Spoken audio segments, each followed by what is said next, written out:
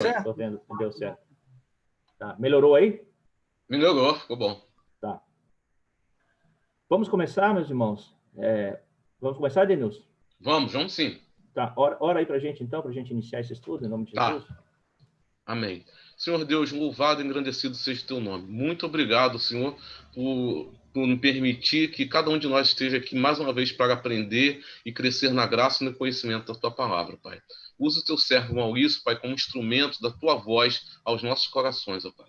Que possamos aplicar a tua palavra em nossas vidas, ó Pai. Oramos a ti em nome de Jesus. Amém. Amém.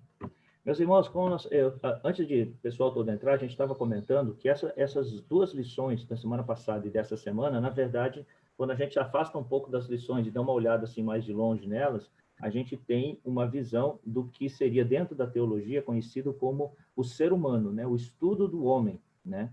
Então, na primeira lição da semana passada, a gente deu uma avançada, mas a gente não chegou até o final. Então, eu pretendo hoje a gente correr com os slides aqui para a gente ver o que a gente teve na semana passada e concluir o dessa semana sobre o estudo do ser humano, tá?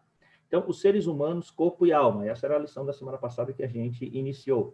Também disse Deus, façamos o homem à nossa imagem, conforme a nossa semelhança. Então, a primeira coisa que nós cristãos precisamos entender quando a gente vai estudar o ser humano, o homem, é que nós acreditamos em um homem que foi criado. Então, nós somos o quê? Nós somos criacionistas. Então, dentro do aspecto hoje filosófico, dentro de um aspecto hoje religioso, dentro de um aspecto hoje humanista, nós somos criacionistas. Nós cremos que o homem foi criado. E se o homem foi criado, existem algumas características, alguns aspectos nessa criação que distinguem esse homem dos outros seres. Então, primeiro, o homem, né, ele foi criado com um ato imediato de Deus. O que é isso? Né? O que vem a ser esse ato imediato de Deus? Isso quer dizer que o homem, ele foi criado na sua criação, ele foi criado diferente dos outros seres que foram criados. Então, quando você está lendo Gênesis, você vai ver que Deus falou, haja luz, e a luz aconteceu. E Deus vai falando, e as coisas vão acontecendo. Mas na criação do homem, algo foi diferente. Não foi dessa forma que Deus criou o homem. Deus criou o homem de uma forma completamente diferente. Então, aqui eu coloquei um. Conforme nos relata Berkhoff em sua sistemática, Berkhoff é o teólogo, digamos assim, adotado pela IPB já há pelo menos aí uns 60 anos, que nós adotamos. O Berkhoff é um teólogo reformado, né, mas nós adotamos essa teologia sistemática como base da nossa igreja. Hoje, por se tratar de uma teologia, digamos assim, um pouco já antiga na sua linguagem, hoje a IPB já está adotando, está trazendo para dentro da academia, trazendo para dentro dos seminários um outro teólogo, que é o Michael Horton, que também é um reformado, mas já tem uma linguagem um pouco mais moderna, né? A sua teologia já é uma teologia reformada também, mas é mais nova. Mas trabalhando em cima desse teólogo, que ainda é a nossa base de estudo, quando ele está falando do homem, da criação do homem, ele fala o seguinte: no que diz respeito aos peixes, às aves e os animais, lemos que Deus os criou segundo as suas espécies. Né? Isso está lá em Gênesis 1, 21. Numa forma típica deles próprios.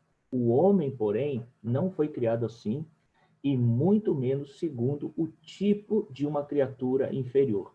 Então, quando os teólogos olham também para essa criação, para a criação do homem, eles detectam que nessa criação foi diferente, não foi da mesma forma, não foi igual. Existe ali um toque especial, existe uma forma especial de Deus criar esse novo ser que vem a ser o ser humano. Então, o homem criado de forma especial diante de toda a criação. Veja, nós estamos estudando a criação do homem. Primeira coisa, nós somos criacionistas, nós cremos que Deus criou o ser humano. Segunda coisa, Deus, ele criou esse homem de forma especial. Esse homem não foi criado como as outras coisas. Então, veja bem como é sutil a influência do humanismo e até de outras religiões na filosofia ou na forma de se pensar. Então, por exemplo, você vai encontrar pessoas que acham que os animais, o cachorrinho, o gatinho, a galinha, a vaquinha e até as árvores, os peixes, plantas, têm uma dignidade igual ao ser humano. Tá? Você vai encontrar. E você vai encontrar, inclusive, cristãos que pensam isso. Tá? E quando você encontra pessoas que acham que um ser criado como um animal ou até as plantas tem a mesma dignidade que o ser humano, você está diante de uma pessoa que ela não tem um pensamento cristão. Tá? Ela pode estar na igreja, ela pode recitar textos bíblicos, mas a sua forma de pensar, a sua maneira de entender a realidade não é uma maneira cristã. Tá? Por quê? Porque ela iguala os seres humanos a toda a obra da criação. E a Bíblia é clara em deixar muito clara essa distinção. Então, o homem é diferente. O homem é diferente, o homem é especial. E foi muito bem pontuado na aula anterior, que também não é por causa disso que o homem tem direito, né, de ser um tirano, digamos assim, com a criação, tá? Então, isso foi pontuado na aula anterior. Então, o homem criado de forma especial diante de toda a criação, dentro de toda a criação. Então, a primeira coisa, quando a gente está estudando a criação, que nós vamos ver quando Deus cria o homem, é que Deus se envolve pessoalmente na criação. Então, diferente dos outros animais que Deus fala e a palavra, né, age e as coisas nascem do nada, agora você vai ver Deus moldando com a sua própria mão o homem. Então, Deus molda o homem com a sua própria mão. Isso mostra que Deus está interagindo com a sua criação de uma forma totalmente nova. Até então, Deus não usou, né, dele mesmo para a criação, mas quando ele cria o homem, ele se envolve com isso, ele coloca suas mãos e ele molda o homem. Mas ele não apenas molda o homem, né? Deus faz o homem com as suas mãos, mas ele dá ao homem o seu fôlego de vida, ele sopra no homem, né, o seu próprio fôlego, aquilo que está dentro dele, ele transfere para o homem. Então, a criação do homem é algo totalmente novo de tudo o que foi feito até agora. Então, quando nós enxergamos o homem, veja o pensamento cristão, quando nós enxergamos o ser humano, nós vemos que esse ser humano é um ser criado por Deus. Ele é um ser humano criado de forma totalmente diferente dos outros seres humanos. E, em terceiro lugar, ele é feito de forma especial, de forma que esse Deus que se revelou se envolveu na criação desse ser humano. Por isso, esse ser humano é diferente e ele é especial dentre todas as coisas que foram criadas. Tudo bem até aqui, meus irmãos? Liberei aqui. Tudo certo, Maurício. Tudo tranquilo? Então, assim, mais ou menos até aqui foi que a gente conversou semana passada, trocamos ideias, conversamos bastante sobre mais ou menos até aqui que a gente viu, por isso que eu coloquei ali uma pequena revisão, tá? E agora a gente realmente vai avançar naquilo que eu não consegui terminar semana passada e tentamos avançar para a aula de hoje, tá bom? Alguma dúvida até aqui, meus irmãos? Tá tranquilo? Tudo certo, Maurício. Pode continuar. Então, vamos lá. Olha só. Quando as religiões e filosofias se dividem em pessoalidade e impessoalidade. O que é isso? Quando nós vamos falar sobre o homem, sobre a criação do homem, a gente vai estar falando com pessoas que não são cristãs, mas que elas são influenciadas por vários pensamentos não cristãos. E como eu já falei mais de uma vez, não é incomum você encontrar dentro das igrejas pessoas que frequentam a igreja, mas não têm a sua mente cristianizada, né? Por quê? Porque as filosofias elas estão aí pelo mundo e elas influenciam as pessoas, né? Elas influenciam em todos os aspectos, todos os homens, né? E todas as mulheres, é claro. Então, as filosofias acabam influenciando, inclusive na forma de pensar o que é o homem. Então, por exemplo, o kardecismo. Olha o que o kardecismo fala. O kardecismo crê que as almas são espíritos encarnados. As almas não são criadas na concepção, mas existem antes de chegar a este mundo. Há a possibilidade de almas existirem eternamente. Veja que o kardecismo acredita que existe em algum lugar no além um banco de almas, né, um banco de espíritos lá, esperando para que quando haja uma concepção, essa alma saia daquele lugarzinho e encarne, né, nesse corpo que está nascendo aqui na Terra. Então, existe dentro do kardecismo essa possibilidade de que as almas elas existem no lugar e elas são eternas. Então, se você parar para pensar dessa forma, o kardecismo ele não crê em um Deus que cria, ele não crê que um homem, né, ele é criado por uma divindade, ele não crê que essa divindade é pessoal, ele não crê que essa divindade transfere ao homem características e atributos dessa divindade. Então, para você ver que há implicações muito sérias no pensamento kardecista com relação ao pensamento cristão, porque você tira do homem, né, as características que Deus, que esse Deus transcendente, disponibiliza para o homem, tá? Pensando, então, como um kardecista. Então, o kardecismo acha que as almas são eternas, elas vão viver eternamente, e não há nenhuma comunicação, digamos assim, entre uma divindade transcendente para com essas almas, né? Claro que aqui eu estou falando muito basicamente sobre o kardecismo, né? Mas é mais ou menos isso aí. Agora, uma outra filosofia que essa sim influencia muito, principalmente a academia, e a gente precisa, digamos assim, a gente precisaria até estudar muito sobre ela, porque os nossos filhos estão indo para as faculdades, os nossos filhos estão indo para as escolas e eles vão debater isso aí, eles vão estar falando sobre isso aí todo dia lá na faculdade, né? A sua fé vai estar em xeque lá. O naturalismo filosófico, né? O naturalismo, ele nega a existência de qualquer realidade espiritual. Então, o homem é produto do acaso. Não há existência após a morte. Quem pensa assim? Né? Então, eu coloquei aqui algumas pessoas que pensam assim, que não há transcendente, né? Nós somos apenas corpo, né? Não existe existência após a morte. Então, alguns deles, Charles Darwin, né? Na biologia, então, na biologia nós temos Charles Darwin, que vem aí com toda a sua filosofia. Nós temos Sigmund Freud na psicologia, né? Que construiu todo um estudo psicológico com bases ateístas, né? Então, e a gente se lança hoje à mão de psicólogos, isso para mim é um grande complicador, né? Porque nós vamos atrás da psicologia, da parapsicologia, mas os seus pressupostos são ateus.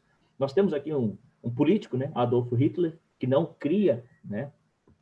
Na transcendência, não cria na vida pós-morte, apesar que você pode encontrar fotos de Hitler na igreja, engraçado isso, né? Mas ele não demonstra. Nós temos na filosofia Sartre, né? Rousseau, Karl Marx, então aqui influenciando a sociologia. Então nós temos a filosofia, sociologia, política, psicologia, biologia, nós temos todas as matérias humanas, né, sendo influenciadas por esse pensamento naturalista que não crê na transcendência. Então, para eles, não existe alma, não existe espírito, nós somos apenas corpo. Veja como isso está em choque com o pensamento cristão, né? Então, o homem ele não é especial, o homem é construído pelo seu meio, pela sociedade, a sociedade que vai o construindo, né? Então, isso é chocante com a realidade cristã. Nós temos ainda um outro pensamento filosófico, que é o panteísmo, né? O panteísmo, o homem é resultado de um processo espiritual, uma evolução espiritual. Dentro desse movimento panteísta, existe o hinduísmo e o budismo. Claro que é uma realidade um pouco diferente da nossa realidade brasileira, mas quando nós olhamos o aspecto mundial, o panteísmo é gigantesco, tá? Gigantesco. Então, quando você pega lá a Índia, por exemplo, que é o segundo país mais populoso do mundo, assim, 95% da população está dentro desse pensamento, né? Pensamento panteísta.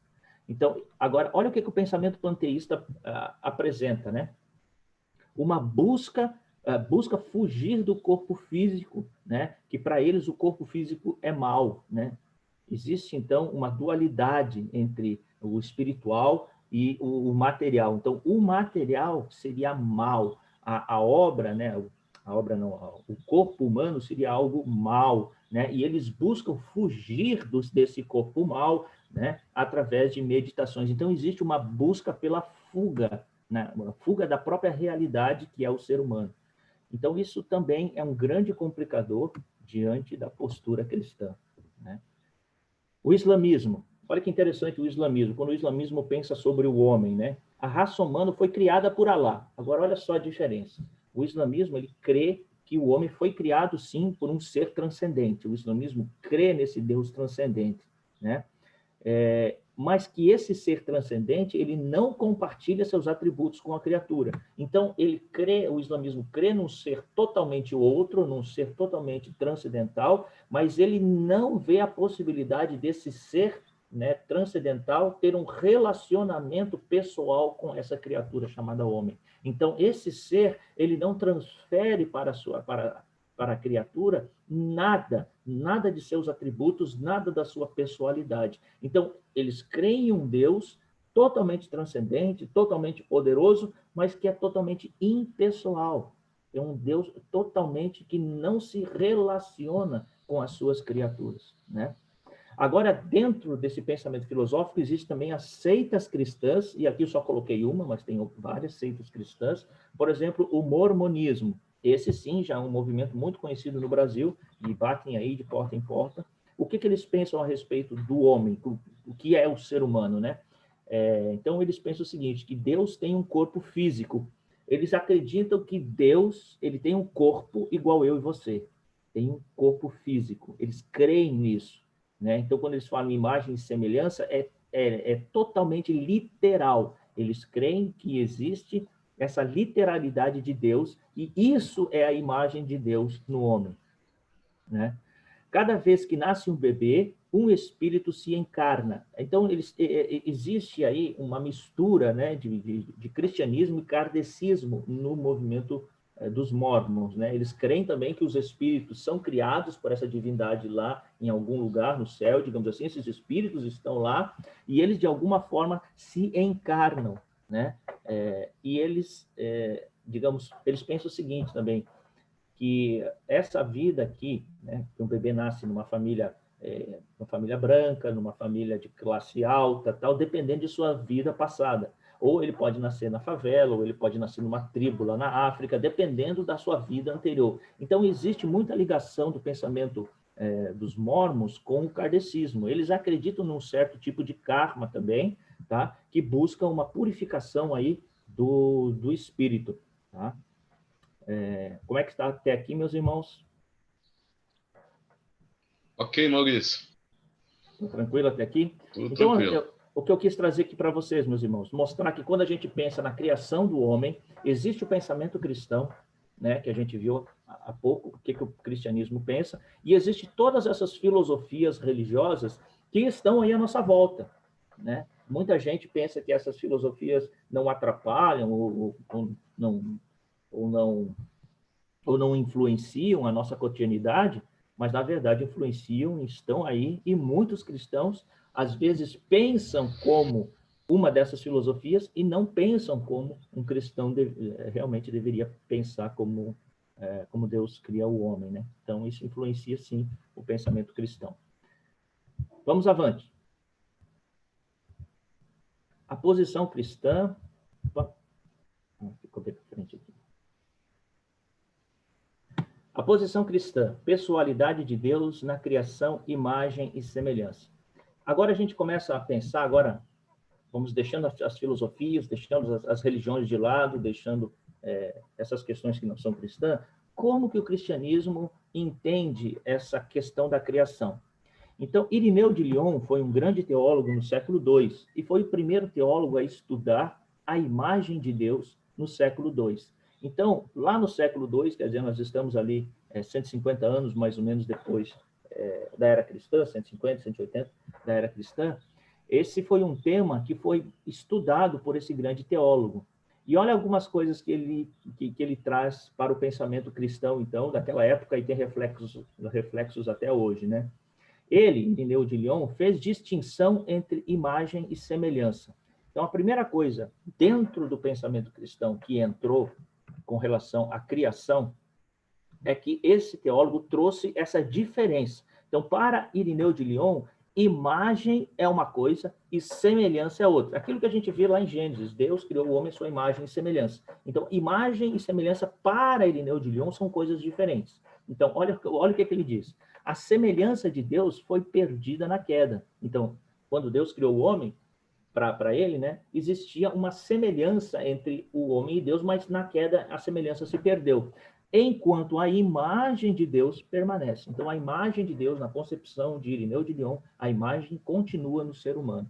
Semelhança, uma dádiva por meio da ação do Espírito Santo. Então, o que era a semelhança de Deus para Irineu de Lyon? O que era? Era uma dádiva, uma ação especial do Espírito Santo. Tá, mas o que era isso? Ninguém sabe. Ele criou essa ideia de uma dádiva especial, era algo especial que Deus tinha dado para o ser humano, e esse algo se perdeu. Então, a gente nunca vai saber. Então, dentro da concepção de Irineu, a semelhança foi perdida, e a gente não sabe o que ela é. Simplesmente não sabe que ela se perdeu. Imagem de Deus. O que era a imagem de Deus para Irineu de Lyon? A imagem de Deus, Adão era um ser dotado de razão e livre-arbítrio. Agora a gente tem que tomar um certo cuidado aqui. Veja que a gente está estudando o quê? O ser humano, né? O que é o ser humano na concepção cristã. E agora esse é o primeiro teólogo que vai falar essa palavrinha aí, ó, livre-arbítrio. Então, aqui em Irineu de Lyon já começa um outro desdobramento que a gente tem até hoje, que é a questão do livre-arbítrio do homem. Então, ele estudando o ser humano, o que era essa imagem de Deus no ser humano para Irineu de Lyon? Era um homem dotado de razão e livre-arbítrio. Observação.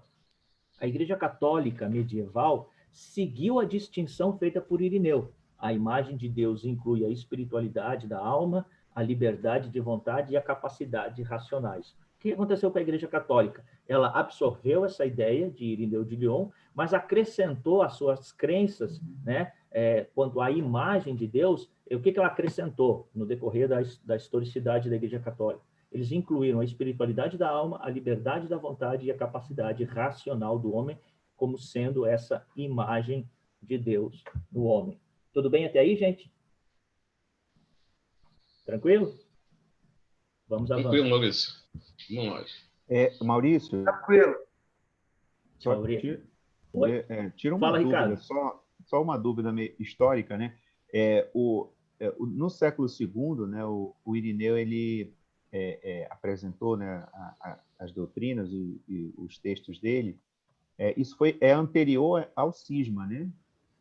Sim. Na verdade, olha, quando a gente começa a estudar... Só para explicar, né, que nesse momento a igreja cristã ainda era uma só, né? Não havia ainda separação entre a igreja apostólica romana e a igreja que hoje a gente chama de ortodoxa, né? Exato. Na verdade, o que existia nessa época? Nós estamos falando de 150, 180, Irineu de Lyon viveu nessa época, 150, 180, né, antes de Cristo. Nessa época, quando você começa a estudar, né, a história da igreja... Depois de Cristo, desculpa. Você vai vendo que não existe, digamos assim, um grande consenso em grandes temas teológicos. Não existe. Por que não existe? Porque nessa época a preocupação da igreja é outra. A igreja não está preocupada em construir doutrina, a igreja não está preocupada em construir grandes pensamentos filosóficos, a igreja está preocupada em simplesmente sobreviver, porque eles estão debaixo do Império Romano sob uma grande perseguição. Então, eles estão espalhados ali pela Ásia, né, pela Europa, mas a igreja é extremamente perseguida. Então, eles não têm tempo para começar a discutir sobre teologia. O que eles fazem? Eles cultuam cada uma igreja, né? Cada igreja cultua de uma forma, não existe ainda uma forma de culto cristão, né? O que existe é uma doutrina apostólica baseados, né, em cartas, aquelas cartas que Paulo escreveu eram disponibilizadas, tal, eram copiadas, né? Existiam crenças muito básicas da fé cristã, e esses cristãos se reuniam, né, para contar as histórias, digamos assim, de Cristo, tudo mais, mas não existia essa preocupação. Por isso que eu coloquei Irineu de Lyon como o primeiro teólogo que começa a pensar um pouco sobre teologia, entendeu? Então, assim, a gente está nos primórdios, no começo do desenvolvimento do pensamento cristão sobre o que é o ser humano, né? E aí, o que acontece?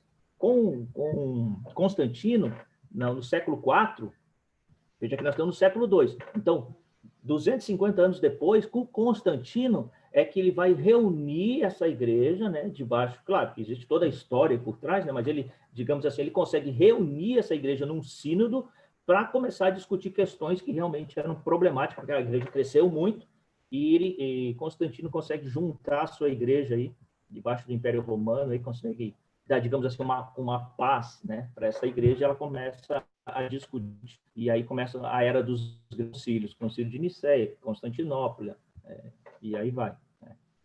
Vamos avançar? Tranquilo? Então, a posição... Opa, está na frente aqui. A posição cristã, pessoalidade de Deus na criação... Ah, não, isso aqui a gente já viu. Então, assim, ó, a gente tem o primeiro camarada que começa a pensar a questão do homem, que é Irineu. E agora Agostinho, né, Agostinho de Hipona, uns conhecem como Santo Agostinho, né?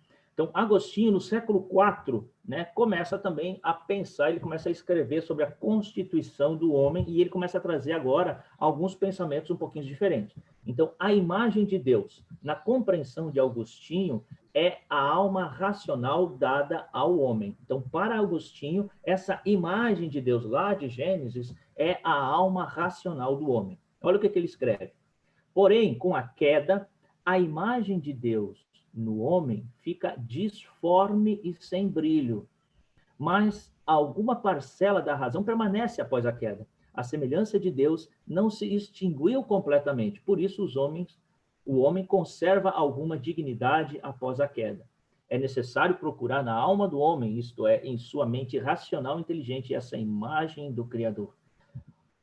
Qual é assim, a coisa mais importante aqui entre os dois teólogos? Não é nem a questão do que é imagem e o que é semelhança, mas o que para mim é mais caro nessa questão, e o que deixa mais pontual a grande diferença dos dois, é que Irineu diz que a imagem é perdida totalmente na queda. E para Santo Agostinho, ele vai falar que essa imagem, ela não é perdida, ela é apagada. Né? Então, o que o pecado faz com essa imagem de Deus no homem? Ele cria um borrão. O pecado criou um borrão nessa imagem. A imagem de Deus no homem não foi perdida, mas ela apenas foi apagada. Existe, não apagada no sentido de não existir mais, né? Mas ela foi encoberta. Né? O pecado encobre esta imagem de Deus no homem. Então, para Irineu, a semelhança de Deus se perdeu na queda. Para Agostinho, a imagem de Deus foi deformada. Essa é a palavra correta. Vocês conseguem perceber a diferença agora entre os dois teólogos, quando a gente está falando da constituição do homem? Então, para um, a imagem morreu, para outro, a imagem simplesmente foi apagada, né, do ser humano. Ok até aí? Vamos avançar. Agora, um outro camarada aqui, Calvino e a Constituição do Homem. Agora a gente já está falando de 1530, 1550. A gente está falando lá de 1.200, 1.300 anos lá na frente dessa discussão aí, né? E aí Calvino, ele vem fazer algo revolucionário, digamos assim, no pensamento com relação ao que é essa imagem e essa semelhança. Calvino busca contrapor uma perspectiva bíblica do homem e situa a imagem de Deus na alma. Para Calvino, a imagem de Deus é a capacidade moral e espiritual do homem e critica aqueles que procuravam fazer uma distinção inexistente, olha que interessante, entre as palavras imagem e semelhança. Então, veja que nós temos agora em 1500 até 1500, né? A tradição cristã entendia que imagem era uma coisa e semelhança era outra. Mas agora, com a vinda da reforma, o que acontece? Os reformadores tiveram tiveram o cuidado, né? Eu posso dizer assim, eu creio que eles tiveram assim, uma orientação pelo Espírito Santo, porque eles fizeram uma coisa fantástica. O que eles fizeram? Eles foram estudar a língua hebraica, eles foram estudar o grego, eles caíram para dentro do estudo das línguas. E aí eles descobriram uma coisa fantástica, que eu acho fantástico no judaísmo, né? Que é a forma de você escrever. Então, por exemplo, a forma com que o judeu escreve, a forma com que o judeu transfere o pensamento dele, as suas ideias para o papel, é diferente da forma grega, é diferente da forma latina, é diferente da forma brasileira. Então, por exemplo, quando o judeu ele quer ele quer dar força numa ideia, né? Por exemplo, para o judeu não existe superlativo, né? Não existe isso no hebreu, não existe superlativo, né? Então não existe grandíssimo, né? Santíssimo, isso existe no português, né? Então por isso que você vai ver lá Isaías falando santo, santo, santo, não é? Por quê? Porque ele quer dizer que esse Deus é santíssimo, mas não existe essa palavra santíssimo em hebraico. Então, qual é a ideia do judeu? Repetir as palavras. Então, por isso que Jesus também fala, em verdade vos digo. Jesus não faz isso? Qual é a ideia judaica? É dar ênfase. Quer dizer que uma verdade é diferente da outra verdade que Jesus falou? Não, isso faz parte da língua hebraica e eles marcam, então, a força dessa palavra, a força dessa ideia, repetindo as palavras. Acontece que no hebraico também, eles usam palavras semelhantes, em vez de repetir a mesma palavra, eles também usam palavras semelhantes para dizer a mesma coisa. Isso acontece demais na palavra de Deus, né? E isso é uma característica da língua hebraica. Então, Calvino descobre, né, através de seus estudos, que quando o escritor lá de Gênesis foi escrever sobre a criação do homem, ele falou que imagem de Deus e semelhança de Deus é a mesma coisa. Ele não está falando de coisas diferentes, coisas distintas. Ele está falando da mesma essência, da mesma coisa. Deus criou o homem à sua imagem, a sua imagem. Ou Deus criou o homem à sua semelhança, a sua semelhança. É mais ou menos essa a ideia de Calvino. A ideia que Calvino traz como nova é de que não existe nenhuma diferença entre imagem e semelhança. É apenas uma força da escrita hebraica, uma marcação hebraica no texto hebreu, né, que fala sobre a criação do homem. E aí revolucionou todo o pensamento cristão sobre a forma de enxergar o que é o ser humano, né? Então, Calvino, ele traz essa nova concepção e traz, então, uma nova forma de enxergar o que é o homem dentro do pensamento cristão. A imagem incluía, originalmente, o verdadeiro conhecimento, a justiça e a santidade. Então, olha agora o que Calvino vai falar sobre a queda. A imagem, então, quando Deus criou o homem, a sua imagem, incluía originalmente um verdadeiro conhecimento, um conhecimento pleno de tudo, uma justiça plena e uma santidade plena. Lutero entendia que essas capacidades morais e espirituais foram totalmente perdidas na queda. Então, aqui a gente agora já tem dois reformadores pensando sobre a criação do homem, mas que já tem divergência. Então, eles acreditavam, os dois, que a imagem e semelhança era uma coisa só, e que conhecimento, justiça e santidade plena, para Lutero, se perdeu, igual Irineu. Lembra de Irineu? Então, ele pensava mais ou menos aos moldes de Irineu, que lá na queda tudo se perdeu, né? Para Calvino, o homem perdeu a capacidade de utilizar esses dons de maneira correta. Então, qual era a grande diferença aqui de Calvino e de Lutero? Lutero, mais ou menos, está mais apegado a Irineu e Calvino está mais apegado a Santo Agostinho. Então, Calvino está dizendo assim, que no homem houve a queda, mas que essas capacidades de conhecimento pleno, justiça plena e santidade, elas não se apagaram totalmente, mas elas estão presentes no ser humano, mas elas ainda estão encobertas. Então, o homem ele não consegue ser plenamente justo, o homem não consegue ser plenamente santo, e o homem não consegue ser completamente verdadeiro, ter todo o conhecimento pleno. Mas essas verdades existem, sim, no ser humano, e isso é a imagem de Deus. Mas essa imagem está apagada. Tudo certo até aí, gente? Então, vamos avançar mais um. Os elementos constitutivos da natureza humana. E aqui a gente volta para o nosso teólogo agora mais recente. Segundo Berkoff, o homem consiste de duas partes distintas e de duas somente, a saber, corpo e alma. Essa concepção é tecnicamente denominada de dicotomia. Ao lado dela apareceu um outro, segundo o qual a natureza humana consiste de três partes, corpo, alma e espírito, e designada pelo termo tricotomia. Então, agora, mais recentemente, falando na criação do homem, dentro dos estudos teológicos, começaram a aparecer estudos dizendo que, olha, o homem ele é constituído de duas partes, corpo e alma. Mas há um outro pensamento que diz que não, peraí, o homem é constituído de três partes, porque a parte imaterial, ela se divide em duas, em alma e espírito. Essa visão tricotômica recebeu o apoio dos pais da igreja grega nos primeiros séculos da era cristã. Então, existia lá na Grécia, lá no início da igreja, né, existia na Grécia um apoio grande a essa visão de que o homem era um ser dividido em três partes. Mas a grande maioria da igreja cristã, desde lá dos primórdios, desde os apóstolos, acreditavam que o homem era constituído apenas de duas partes, né? Corpo e alma. Esse também é um pensamento judaico. A dicotomia nasce lá dentro do judaísmo, passa para o cristianismo, mas no cristianismo ela se divide. Então a gente tem aí dentro do cristianismo os dicotomistas e os tricotomistas, tá bom? Eu fico com dúvida, Maurício, assim, eu tenho muita dificuldade de saber qual é a diferença entre alma e espírito, né? A gente vai lá, exatamente. A gente vai avançar aí. Você vai ver que, se Deus quiser, essa é a intenção dessa aula, acabar com essa dúvida.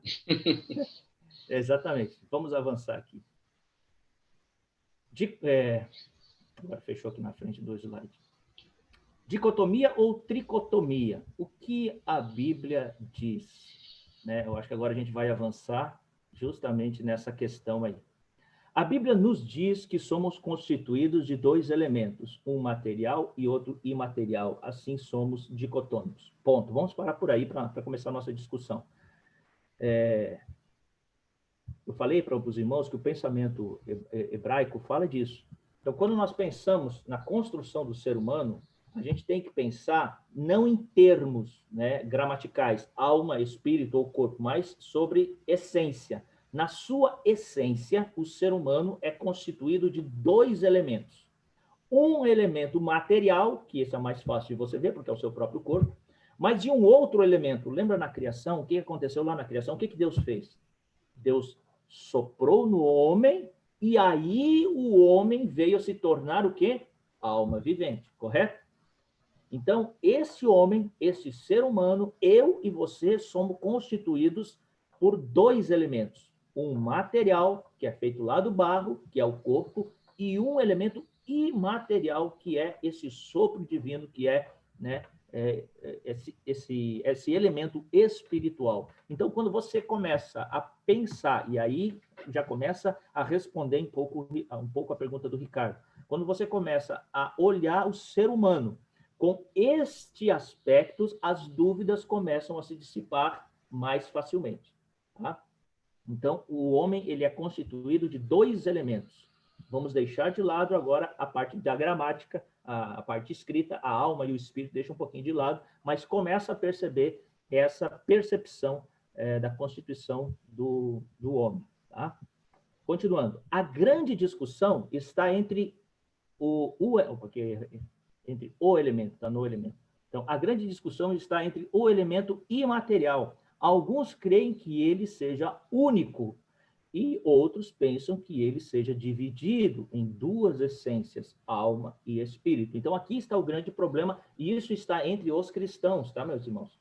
Então, essa questão de dicotomia ou tricotomia existe entre nós cristãos. Tá? A grande dúvida, como o irmão falou aí, a grande dúvida está entre nós. Né? Ou somos dicotomistas ou somos tricotomistas. O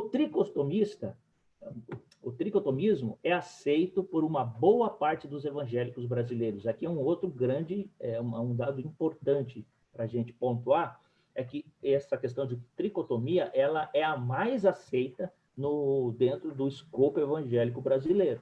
Talvez, e aqui é um talvez mesmo, tá? Porque eu não tenho essa certeza, mas talvez seja por causa da nossa matiz religiosa, que é uma matiz muito eclética, digamos assim, né? Nós temos várias religiões, você lembra daquelas muitas filosofias e pensamentos que eu falei atrás? Então, isso está disseminado na nossa brasilidade. Então, nós temos muitas matizes religiosas e talvez isso influencie um pouco também a percepção evangélica quanto a essa questão. Alguns ensinam que o tricotomista que o tricotomismo seria um reflexo da realidade da Trindade. Aqui talvez seja o ponto mais contundente para os tricotomistas. Os tricotomistas querem dizer o seguinte: olha, nós somos 3 em 1, porque Deus também é 3 em 1. Quer dizer, Deus é 3, nós também somos 3. Quando você parte desse pressuposto, eu não sei se você já ouviu essa explicação, mas é o argumento mais forte que os tricotomistas usam para explicar o ser humano. Eles querem dizer que o ser humano é 3 porque a Trindade é 3. Então, se eu justifico o ser humano pela Trindade, eu estou justificando a própria Trindade. Você já ouviu isso? Sim. Você já ouviu? Então tá. Então agora a gente vai passar para as ponderações sobre isso, tá? As pessoas da Trindade são coiguais. Veja bem, quando você está estudando a doutrina da Trindade, as pessoas da Trindade são coiguais, mas não existem igualmente. Isso não, essa ideia de coiguais não existe entre corpo, alma e espírito. Então, veja bem, que os tricotomistas propõem que o ser humano é 3 em 1, porque a Trindade é 3 em 1, mas as pessoas da Trindade são coiguais. E os tricotomistas dizem que corpo, alma e espírito, a sua constituição é diferente.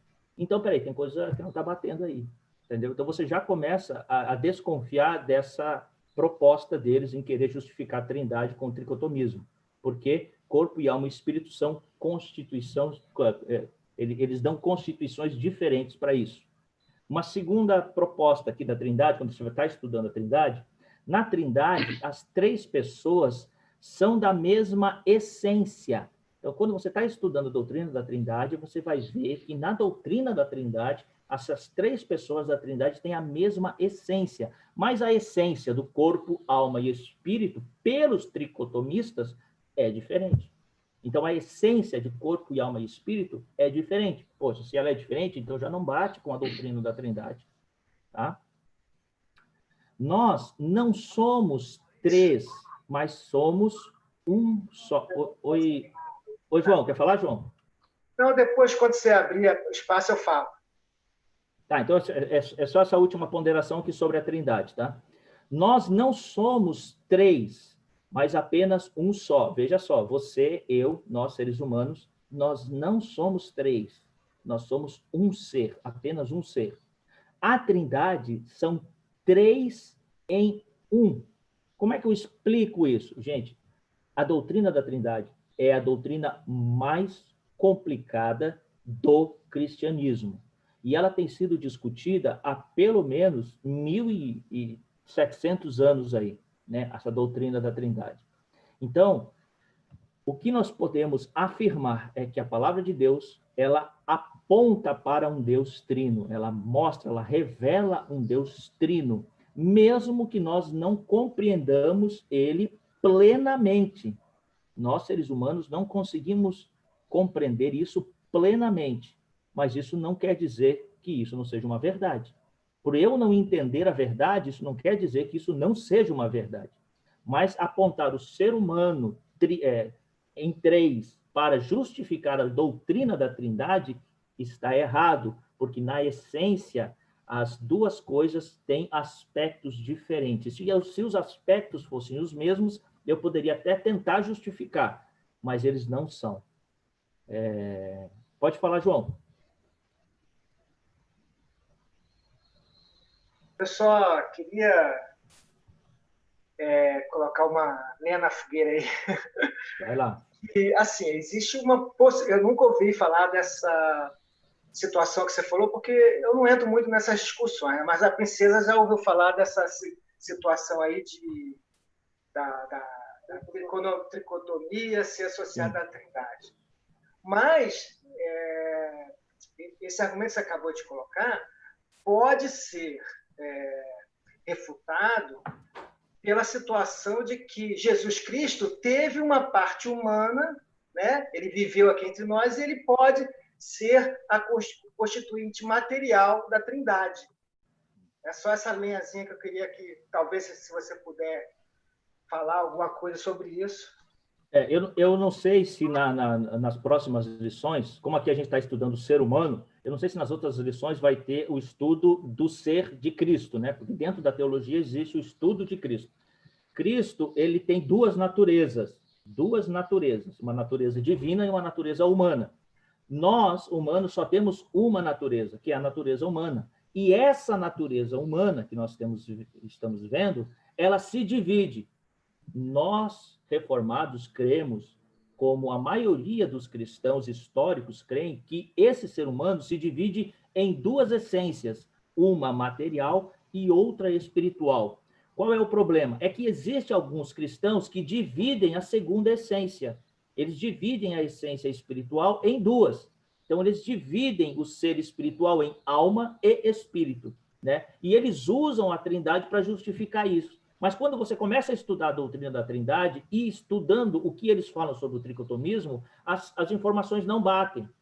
E se eu tentar jogar a pessoa de Jesus Cristo dentro dessa discussão, vai complicar mais ainda, porque Jesus é uma das pessoas da Trindade e ele traz para dentro da Trindade uma corporeidade. Então, Jesus, ele, digamos assim, bem muito básico, tá? Porque é muito profundo esse estudo.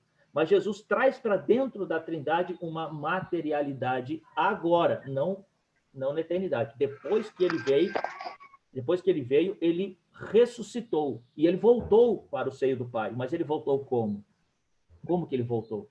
Ele voltou com aquele corpo ressurreto, né? Então, quando você... Maurício, eu queria também dar uma perguntinha aí nesse tema. Quando você vai estudar a questão de Cristo Jesus, as implicações são ainda maiores, entendeu, João? Mas não justifica o tricotomismo. Tá? Fala, Guilherme. Primeiro, a posição da Igreja Presbiteriana é que é dicotomista, né? Assim como todas as vertentes, né, que você falou aí. Históricas. Históricas e... Históricas. Maurício, oi, fala. Agora, só aproveitar, desculpa, Guilherme, só para acrescentar na tua resposta, quando for responder, Maurício, a Juliana fez uma pergunta e eu acho que vai ser pertinente dentro do que a gente já está discutindo, quando tu for responder, tem em mente, que ela falou assim, existem passagens bíblicas que diferenciam alma e espírito. Eu acho que você já tinha falado algo no início, mas só para acrescentar na resposta que for dar do Guilherme. Tá bom, Guilherme? Pode ir, Guilherme. Beleza. Justamente é isso. Eu já ouvi... Foi uma pergunta, presbítero. Não foi uma afirmação, não, tá? É uma dúvida que eu tenho. Obrigada. Não, sim, realmente tem textos bíblicos que falam, né? Em corpo, alma e espírito. Eu já ouvi falar, Maurício, eu queria até que você comentasse, que alguns falam que o Espírito seria o Espírito Santo de Deus quando o homem se converte, né? Então, o homem não convertido seria dicotomista, alma e espírito, e o homem convertido seria corpo, alma e espírito por causa do Espírito Santo que veio habitar em nós. Isso eu já ouvi também falar, mas também não sei se tem base aí. Não, o Guilherme não teria base, porque, veja só, nós estamos estudando e conversando sobre o que é o ser humano, e não o que é o ser humano convertido. Então, veja o que é o ser humano, quando o ser humano nasce, quando Deus cria o ser humano, do que ele é constituído. Do que é constituído o ser humano? O ser humano é constituído de uma matéria corpórea, né? uma essência material e de uma essência espiritual. Então, quando você começa a ter essa percepção, você começa a clarear, né, os pontos teológicos com respeito à criação do homem. É isso que a gente está vendo, a criação do homem. A gente não está vendo o que o homem se tornou depois de Cristo Jesus, né? Então, a gente está aqui no começo ainda. Tá? Mas também não justifica o tricotomismo, tá? Porque o tricotomismo fala da criação do homem, tá? Do que o homem é feito. Tá? E sobre o que a Bíblia fala, a gente já vai ver. Tá? Vamos avante. Tudo bem, Guilherme? Quer falar alguma coisa? Então, vamos lá. Olha só, foi muito boa a colocação da Ju aí, porque agora a gente entra nos textos bíblicos, né? Então, a Bíblia e os tricotomistas. Então, os tricotomistas, né, os que defendem essa constituição de corpo, alma e espírito, eles se baseiam basicamente em dois textos, que são esses dois aí. Então, esses dois textos dizem o seguinte: O mesmo Deus da paz vos santifique em tudo, e o vosso espírito, alma e corpo sejam conservados íntegros e irrepreensíveis na vinda do nosso Senhor Jesus Cristo. Esse é o primeiro texto que os tricotomistas usam para defender a sua posição. Segundo texto, porque a palavra de Deus é viva e eficaz e mais cortante do que qualquer espada de 2 gumes e penetra até o ponto de dividir alma e espírito, juntas e medulas, e é apta para discernir os pensamentos e os propósitos do coração. Então, o que esses textos estão apontando? Esses textos estão fazendo, será uma teologia, uma doutrina da alma e do espírito? Será que é isso que esses textos estão fazendo? Para começar, não. Olha o texto de baixo. Então, vamos pegar o texto de baixo. Porque a palavra de Deus é viva, eficaz e mais cortante do que qualquer espada de 2 gumes, tal. Esse texto está falando do quê? É de uma teologia da alma e do espírito ou está falando do poder da palavra de Deus? Deixa aberto para os irmãos aí. Poder da palavra de Deus. Poder da palavra de Deus. Então, claro. Então, assim, é como você pegar um texto bíblico, para justificar uma doutrina, e o texto bíblico não está falando nada dessa doutrina. O texto está falando de outra coisa, né? E vocês lembram quando a gente falou do pensamento judaico, que o pensamento judaico ele usa palavras semelhantes para testificar a mesma coisa? Vocês lembram que Calvino, nos seus estudos, já apontava para isso? Né? Calvino, nos seus estudos, já mostravam que o pensamento judeu usa palavras para apontar a mesma coisa. Então, por exemplo, aqui, quando ele fala em alma e espírito, ele não está falando de 2 partes diferentes do ser humano. Quando ele fala em juntas e medulas, isso aqui não é a palavra de Deus não é uma aula de biologia, tá? A gente não está aqui buscando um texto bíblico para dissecar o corpo humano e falarmos do corpo humano. Mas o que o autor está querendo dizer? Que essa palavra ela é tão poderosa que ela penetra profundamente dentro do ser humano.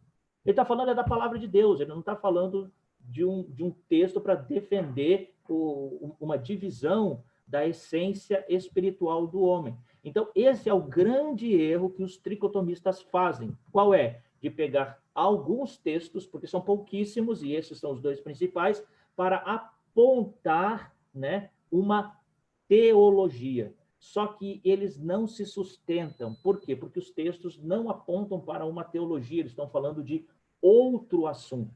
Você está entendendo? Alguma dúvida? Posso avançar? As palavras gregas nos 2 textos, né? Uma é pneuma e outra é psuche. Uhum. Né? E elas significam praticamente a mesma coisa. Né? Exato. Por isso que quando eu falei que Calvino deu uma grande contribuição para o estudo teológico, foi porque ele foi para as línguas originais, né? E foi entendendo nas línguas originais como que o pensamento ele saía da cabeça e entrava no papel. Tá entendendo? Então, por exemplo, é muito interessante isso, a gente pensar em línguas originais, porque existem expressões no português que não são traduzíveis em língua nenhuma. E a gente sabe disso. Né? Existem expressões brasileiras que nós não conseguimos traduzir. Nós entendemos, mas quando você vai escrever um texto, um gringo, uma pessoa de fora não consegue entender. Então, por exemplo, você chega numa loja, né? Você chega numa loja, a atendente do balcão olha para você e diz o seguinte: pois não. O que ela está querendo dizer? Você chegou numa loja, qualquer loja, uma loja de sapato, e a atendente vem até você e diz assim: pois não. O que ela está querendo dizer? O que você deseja? Como é que é? O que você deseja? O que você deseja. Fala aí, João. Sou todo ouvido. Sou todo ouvido. O que você deseja, o que você deseja. Então, veja bem. Ajudar, entendeu? Exatamente. Olha que coisa complicada. A atendente chega até você, faz um sinal de gentileza e usa uma palavra negativa. Ela usa uma palavra negativa. Ela diz não. Não é uma palavra negativa em qualquer língua do mundo. Não é não. E aí ela chega para você e diz, pois não, querendo dizer uma forma de se expressar positivamente. Como é que você transfere isso para um outro idioma? Como é que você usa essa expressão para que um alemão, um inglês, um italiano entenda que um não quer dizer sim? Que um não quer dizer um bem-vindo? Você está entendendo como as expressões às vezes confundem? Eu estou falando apenas de uma expressão português brasileira que a gente usa no nosso cotidiano. Então, nós nos entendemos nas expressões, mas é difícil passar isso para frente. Entendeu? Outras línguas não conseguem compreender. Então, existe muito isso na literatura grega, na literatura hebraica. Por isso do estudo bíblico, por isso de uma boa tradução, por isso de você ter outras traduções bíblicas para você ajudar a entender o texto. Veja que muitas heresias que entram na igreja cristã são heresias muito básicas de compreensão de texto, né? Existem muitas heresias que são apenas textos mal compreendidos, mal analisados, mal lidos. Por isso que voltar às línguas originais, como fez Calvino, foi fantástico. Por isso que ele revolucionou, digamos assim, o pensamento teológico. Podemos avançar? Maurício. Fala, Denilson. É o seguinte, só para travar a gente um pouco, a gente tem 9 minutos, tá? Para concluir. Tá, deixa eu só ver o que tem aqui na próxima tela. Ah, tá. Então, olha só, gente. Nessas outras duas telas aqui, eu vou disponibilizar para vocês, para dar como lição de casa, mas aqui nós temos vários textos que vão falar o seguinte, aquela dúvida que a Ju falou, eu já vi sobre alma, eu já vi sobre espírito. Olha só, eu posso encontrar nos textos bíblicos a alma com grande número de significados. Então, quando eu uso a palavra alma no texto bíblico, ela pode significar um ser vivo, ela pode significar vida, ela pode significar uma associação a desejo, pode significar prazer, pode significar integridade, unidade, temor, tristeza, mansidão e quietude. Agora, olha só, a mesma palavra, a mesma essência da palavra também é atribuída para o termo espírito. Então, o espírito, ele também pode significar mansidão e quietude, sectarismo, temor, unidade, mente, sabedoria e falta de sabedoria, né? Agora, existem vários textos em que espírito e alma não são termos técnicos, mas expressões muito vagas que têm sentido de acordo com o contexto utilizado pelo autor. Então, tem alguns textos em que é usado espírito e alma para significar a mesma coisa, entendeu? Ele está falando da mesma coisa. E aqui tem alguns textos aqui, e eu vou ler com vocês somente Lucas 1:46, que você vai ver, aqui é o texto de Maria, se você tiver com a sua Bíblia aberta aí, pode abrir aí em Lucas. E Maria está falando da mesma coisa. Maria está falando da sua essência espiritual, né? Então, a gente vai ver vários textos na Bíblia que vão falar que espírito e alma significam a mesma coisa. Não tem uma distinção. Lucas 1:46 vai falar o seguinte. Então disse Maria, a minha alma engrandece ao Senhor, e o meu espírito se alegrou em Deus, o meu Salvador. Isso aqui, esse texto, é o que nós entendemos no estudo bíblico como um paralelismo retórico. O que é isso? São duas palavras diferentes que querem dizer a mesma coisa. O que Maria está dizendo? Que o seu ser espiritual, né? A sua essência espiritual, e aqui ela chama, ora ela chama de alma, ora ela chama de meu espírito. Agora, eu vou perguntar para vocês aqui, será que nós, no português, não usamos palavras iguais para a mesma coisa? Será? É interessante, Maurício, quando você vai fazer uma carta, um ofício, por exemplo, no meu trabalho, você evita de colocar a mesma palavra no texto, justamente porque dá a impressão, sabe, de que você não sabe um pouco português, porque às vezes uma palavra tem N palavras que querem dizer aquilo, né? Exato. Pode ocorrer a mesma coisa aí na Bíblia. De repente não quis usar alma, então usou alma e espírito, com a mesma, né? No grego, no hebraico, a gente chama de paralelismo retórico, que é quando a pessoa, né, quando o autor bíblico está falando da mesma coisa, mas usa palavras diferentes. né?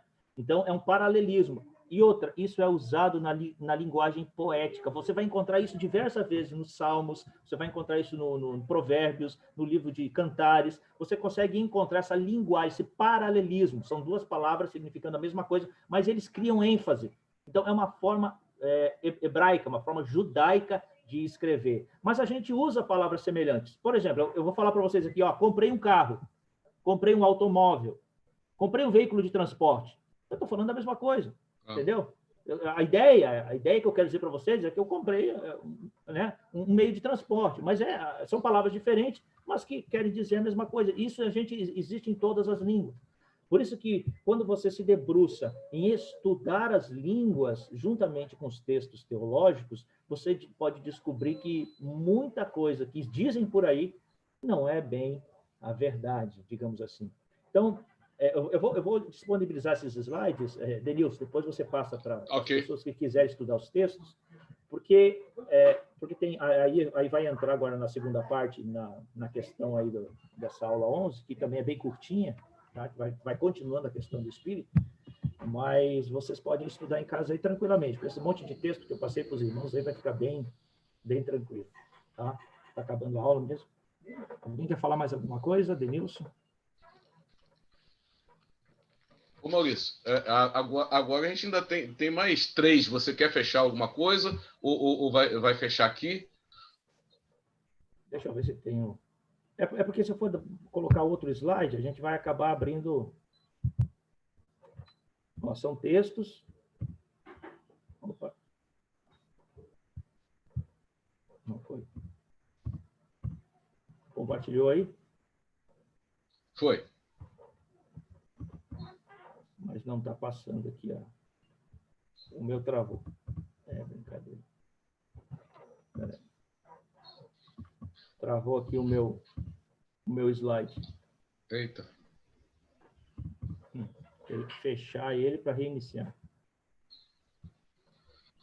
Assim, Maurício, assim, eu acho que o que fica para a gente, né, com relação a isso é aquilo que você falou no início.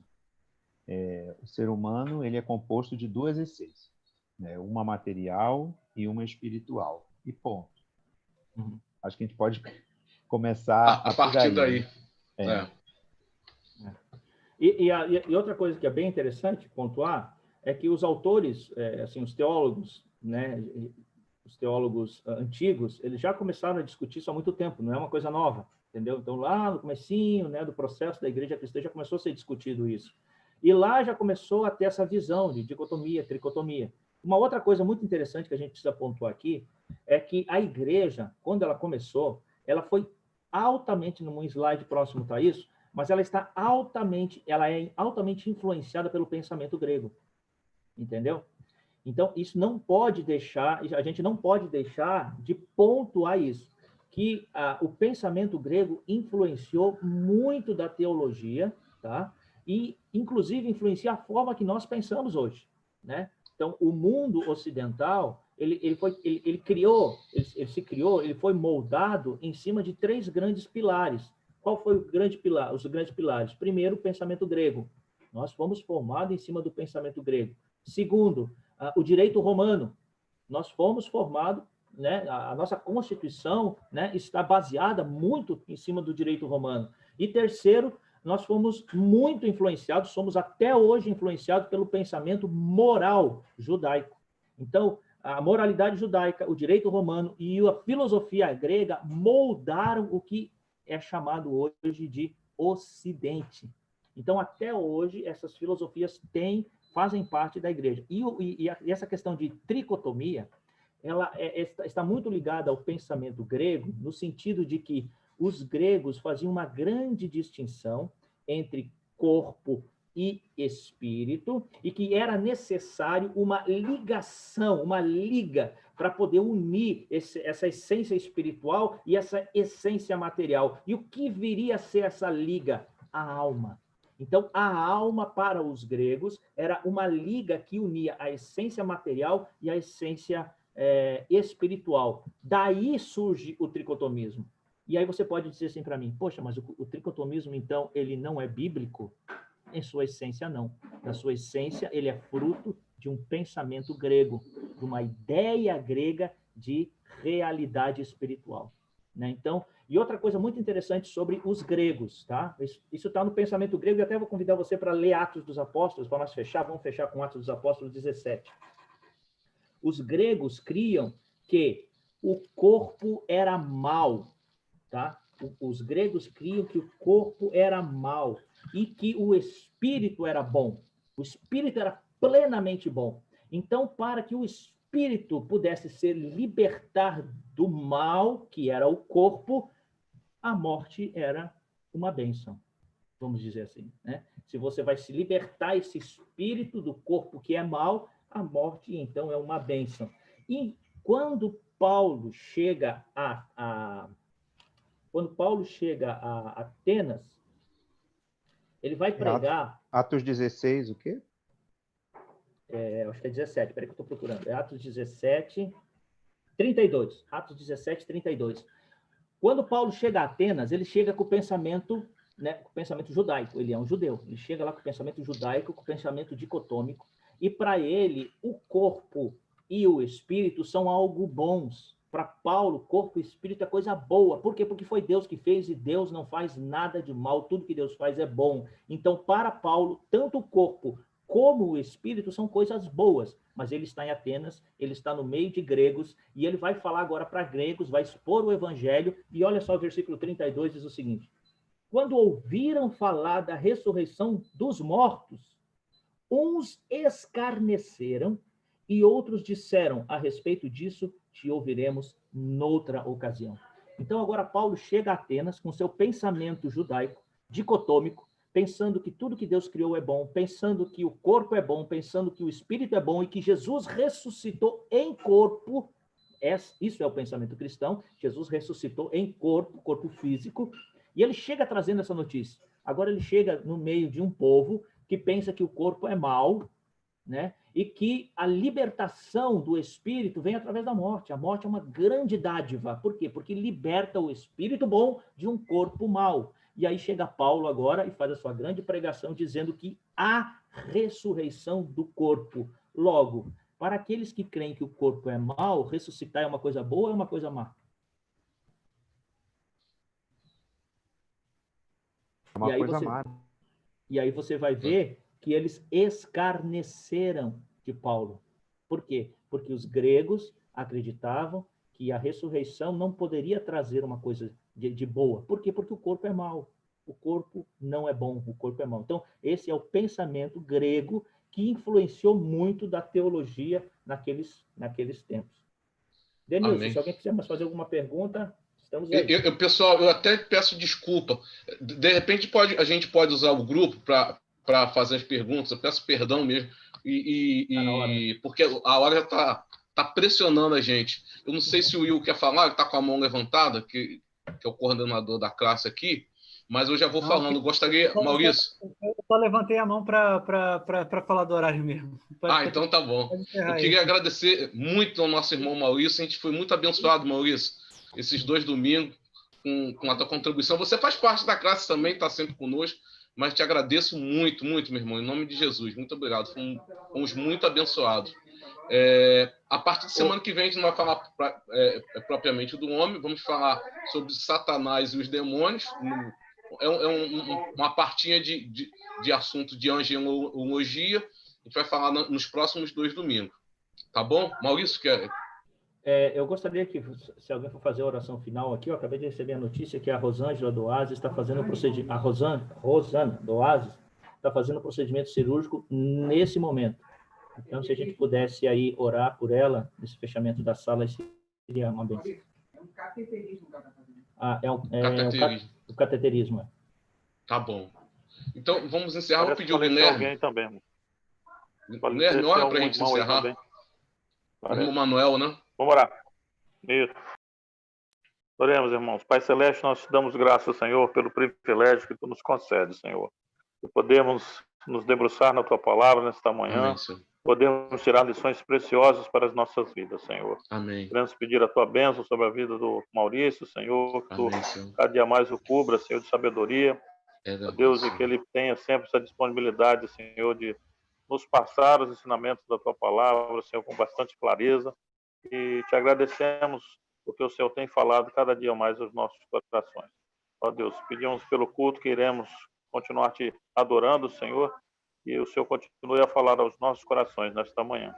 Eu também com a nossa irmã que está, Senhor, a fazer esse procedimento cirúrgico, Pai, que a tua graça, a tua mão esteja dirigindo ali, Senhor, os médicos, ó Deus, e que nada aconteça de mal, Senhor, que ela passe por esse procedimento e sinta a tua mão ali junto dela, Senhor.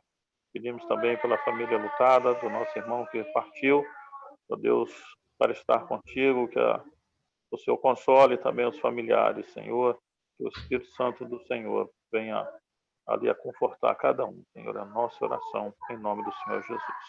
Amém. Amém. Amém. Obrigado, meus irmãos. Uma boa semana. Deus abençoe a todos, meus irmãos.